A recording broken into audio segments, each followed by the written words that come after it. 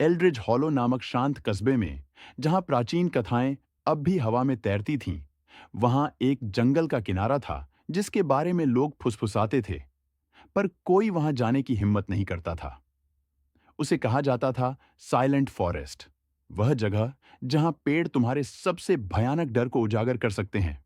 सिर्फ बहादुर या मूर्ख ही उसके भीतर कदम रखते थे। एक काली रात में जिज्ञासा और अविश्वास से भरी एक युवा पत्रकार एम्मा ने उस रहस्यमयी जंगल में प्रवेश करने का निर्णय लिया। उसका इरादा था इन दंत कथाओं की सच्चाई को उजागर करना।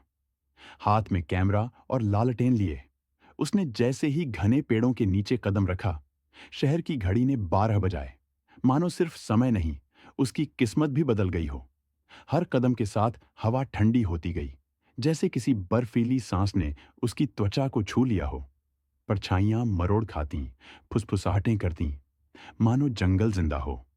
पत्तों की सरसराहट धीरे धीरे अजीब आवाजों में बदलने लगी, दूर कहीं से आती करुण पुकारें।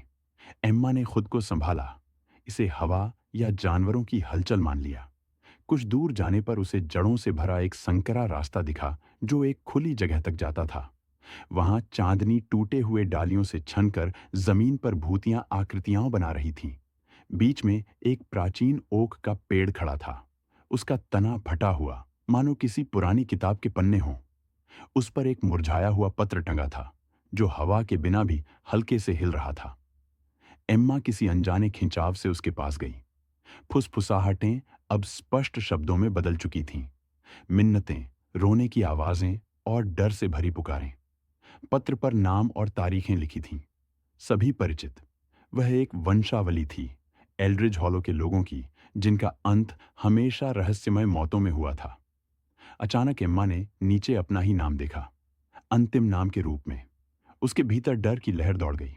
उसे एहसास हुआ वह भी अब उसी श्रापित वंश की एक आत्मा बनने वाली है, जो इस जंगल में हमेशा के लिए कैद हो जाती है। जड़ें उसके पैरों को जकड़ने लगीं, जैसे जमीन उसे निगल रही हो। डर में वह भागी, लेकिन रास्ता गायब हो चुका था। चारों ओर अंधेरा। उसकी लालटेन टिमटिमाई और बुझ गई। जंगल फिर से मौन हो गया। केवल एक आवाज गूंजी, कैमरे की अंतिम क्लिक, जिसने जंगल के नए शिकार एम्मा की तस्वीर कैद कर ली।